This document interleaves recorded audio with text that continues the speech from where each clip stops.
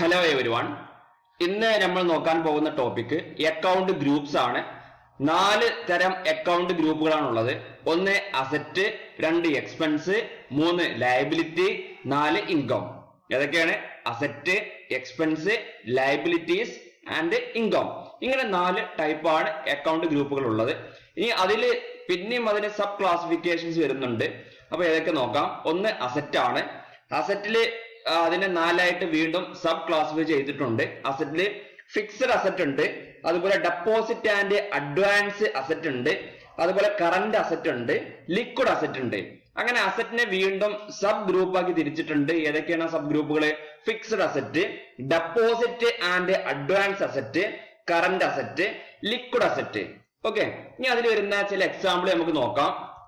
Fixed asset എന്ന് പറയുമ്പോൾ അതായത് സ്ഥാപനത്തിൽ ഫിക്സഡ് ആയിട്ടുള്ള അസറ്റുകൾ, അത് നമ്മൾ വിൽക്കാൻ വേണ്ടി വാങ്ങിക്കുന്നതല്ല, ഒരു ബിസിനസ് പർപ്പസിന് വേണ്ടിയിട്ട് വാങ്ങിക്കുന്ന ആസ്തികളാണ് എന്താ പറയാ? ഫിക്സഡ് അസറ്റ് എന്ന് പറയാം. Machinery, plant, furniture, printer, building, computer, generator, vehicles etcetera. ഇതൊക്കെ എന്താണ്? ഫിക്സഡ് അസറ്റുകളാണ്. അപ്പൊ ഓർത്തു വെക്കുക ഏതൊക്കെയാന്നുള്ള കാര്യം. ഇത് ചുരുക്കം ചില എക്സാമ്പിൾ മാത്രമാണ്.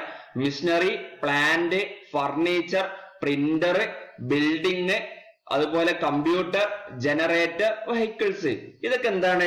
ഫിക്സഡ് ആയിട്ടുള്ള അസറ്റുകളാണ്. ഇനി ഇത് കഴിഞ്ഞാൽ രണ്ടാമത്തെ അസറ്റ് ഗ്രൂപ്പാണ് ഡെപ്പോസിറ്റ് ആൻഡ് അഡ്വാൻസ് അസറ്റ്. ഇപ്പൊ നമ്മള് ഡെപ്പോസിറ്റ് ഒക്കെ കൊടുക്കലുണ്ട്. ഇപ്പോ നമ്മളെ വീട്ടിൽ തന്നെ ഉണ്ടാവും ചിലപ്പോ ഇലക്ട്രിസിറ്റി ഡെപ്പോസിറ്റ് ചെയ്യലുണ്ട്, അതുപോലെ വാട്ടർ ഡെപ്പോസിറ്റ്. അതൊക്കെ എന്താണ്? അസറ്റ് ആണ്.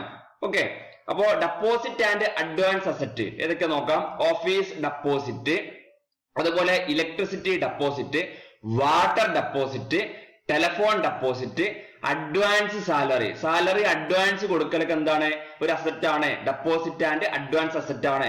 അപ്പൊ office deposit, electricity deposit, water deposit, telephone deposit, advance salary, ഇത്രയും എന്താണ്? ഡെപ്പോസിറ്റ് ആൻഡ് അഡ്വാൻസ് അസറ്റ് ആണ്.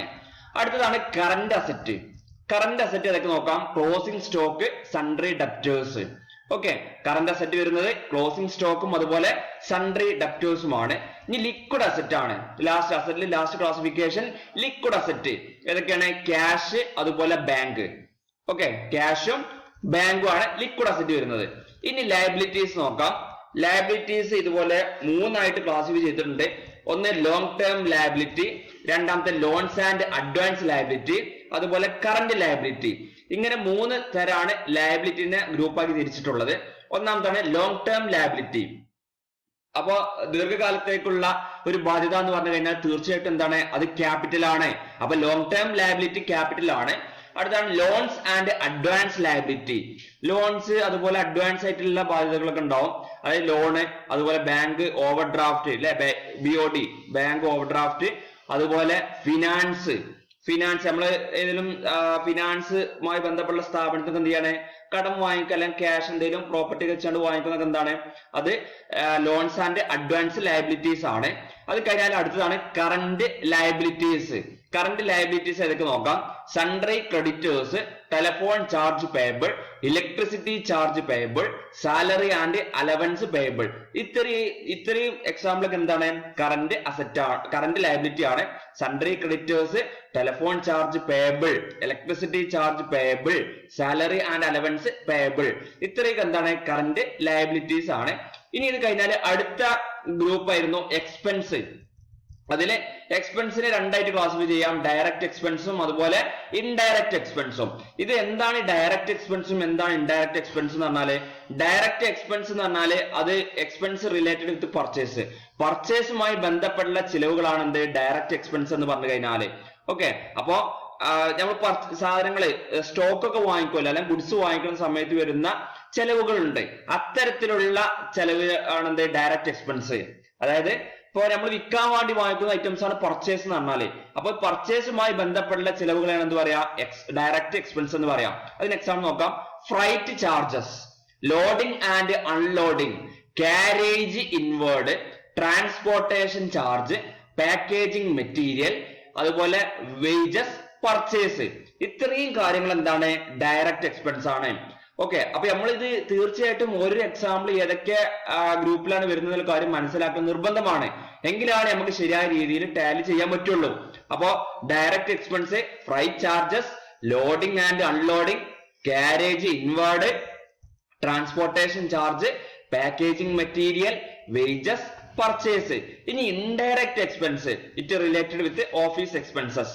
അപ്പൊ ഇൻഡയറക്റ്റ് എക്സ്പെൻസ് ഏതുമായി ബന്ധപ്പെട്ടതാണ്? ഓഫീസുമായി ബന്ധപ്പെട്ടുള്ള ചിലവുകളാണ് എന്ത് ഇൻഡയറക്റ്റ് എക്സ്പെൻസിൽ വരുള്ളൂ.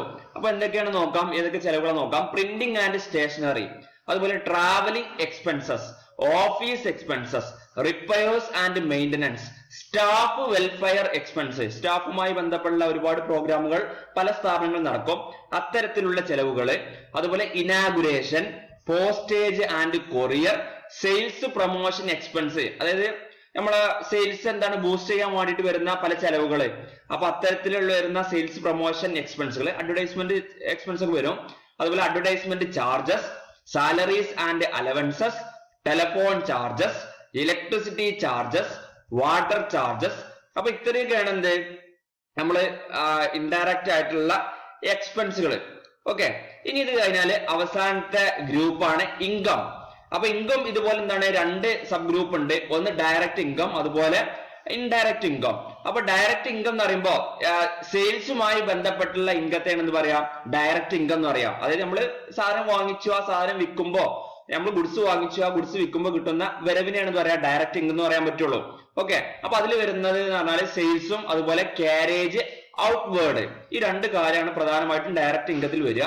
അതുപോലെ ഇൻഡയറക്റ്റ് ഇൻകം എന്ന് പറയുമ്പോൾ ഇൻകം റിലേറ്റഡ് വിത്ത് ഓഫീസ്, ഓഫീസുമായി ബന്ധപ്പെട്ട് കിട്ടുന്ന ചില വരവിനെയാണ് എന്ന് പറയാ ഇൻഡയറക്റ്റ് ഇൻകം എന്ന് പറയാം. ഏതൊക്കെയാണ്? റെന്റ് റിസീവ്, അല്ലെ, റെന്റ് റിസീവ് ചെയ്യുന്നത്, അതുപോലെ സാലറി കിട്ടുക, അല്ലെ, ഓഫീസുമായി ബന്ധപ്പെട്ട് ഇങ്ങോട്ട് സാലറി കിട്ടുക, ഓഫീസിന് സാലറി കിട്ടുക, ഓഫീസിലെ ഏത് സ്റ്റാഫിന് സാലറി കിട്ടുന്നത്, അതുപോലെ ഓഫീസ് എന്തുണ്ടാവും, ചിലപ്പോൾ ഏതെങ്കിലും ഒരു പോർഷൻ ആർക്കെങ്കിലും വാടക കൊടുത്തിട്ടുണ്ടാവും, അങ്ങനെ റെന്റ് കിട്ടുന്നത്, കമ്മീഷൻ റിസീവ് ചെയ്യുന്നത്, കമ്മീഷൻ കിട്ടുന്നുണ്ടാവും, എന്തെങ്കിലും ഒരു മറ്റുള്ളവർക്ക് വേണ്ടി എന്തെങ്കിലും കാര്യം ചെയ്തു കൊടുത്തതിന് കമ്മീഷൻ കിട്ടുക. അത് നമ്മൾ സെയിൽസിൽ കൂട്ടാൻ പറ്റൂല കമ്മീഷൻ എന്ന് പറയുമ്പോൾ. അപ്പൊ അതുകൊണ്ടാണ് ഇവിടെ ഉൾപ്പെടുത്തുന്നത് കമ്മീഷൻ റിസീവ്ഡ്. ഓക്കെ, അപ്പൊ ഇത്രയൊക്കെയാണ് എന്തുള്ളത് ഇൻഡയറക്റ്റ് ഇൻകത്തിലുള്ളത്. അപ്പൊ ഈ പറഞ്ഞിട്ടുള്ള 4 ഗ്രൂപ്പ് അക്കൗണ്ട്സ് നിങ്ങൾ എന്ത് ചെയ്യുക, പഠിക്കുക, അതിൽ വരുന്ന സബ് ഗ്രൂപ്പ് പഠിക്കുക, ഓരോ എക്സാമ്പിളും ഏതിലാണ് ഉൾപ്പെടുക എന്നുള്ള കാര്യം ഞാൻ തീർച്ചയായിട്ടും പഠിക്കുക. എങ്കിൽ മാത്രമാണ് നമുക്ക് ശരിയായ രീതിയിൽ ടാലി ചെയ്യാൻ പറ്റുകയുള്ളൂ.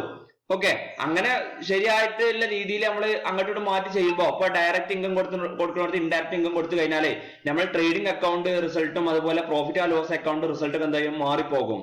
അപ്പൊ അതൊക്കെ എന്താണ് ഒരു കൃത്യത ഉണ്ടാകണം എന്നുണ്ടെങ്കിൽ തീർച്ചയായിട്ടും ഏതൊക്കെ എക്സാമ്പിൾ ഏതൊക്കെ ഇതിലാണ് വരിക എന്നുള്ള കാര്യങ്ങൾ പഠിച്ചിരിക്കണം. ഓക്കെ, അപ്പൊ ഇത്രയാണ് ഇന്നത്തെ ക്ലാസ് ഉള്ളത്.